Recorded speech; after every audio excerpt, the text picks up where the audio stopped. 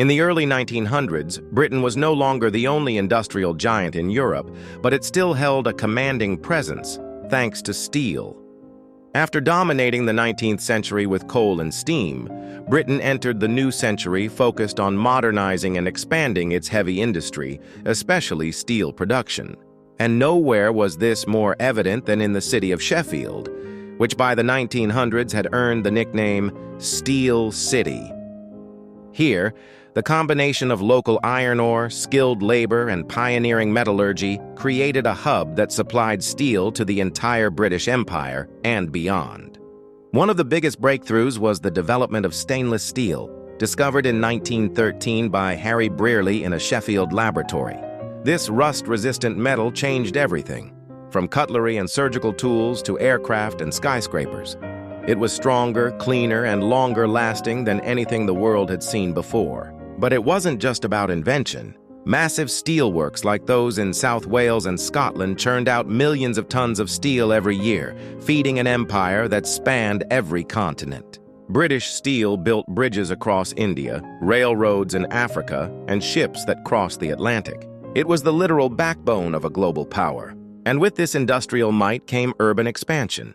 Towns like Middlesbrough, Glasgow, and Birmingham grew rapidly around their foundries and mills. Working-class communities emerged, tightly bound by the rhythm of the factory whistle. Life was harsh. Long hours, dangerous conditions, and dense housing were the norm. Yet, these were the places where modern labor identity was born. Trade unions, workers' rights movements, and early socialist ideas gained momentum within the shadows of steel furnaces. Despite these challenges, steel brought dignity, purpose, and structure to many working-class lives. It was not just a product, it was a symbol of progress and permanence. The gleam of steel stood for strength, both mechanical and national. Politicians and industrialists saw steel as a measure of Britain's modernity. More steel meant more warships, more exports, more power. However, cracks were beginning to show. Countries like Germany and the United States were quickly catching up. Their industries were younger, more dynamic, and better integrated with electricity and automation. Meanwhile, many British steelworks still relied on outdated methods and old capital. The empire that had once led the world in industry now faced the challenge of staying relevant in a new technological age. Still, during the early 1900s, steel was Britain's pride and power.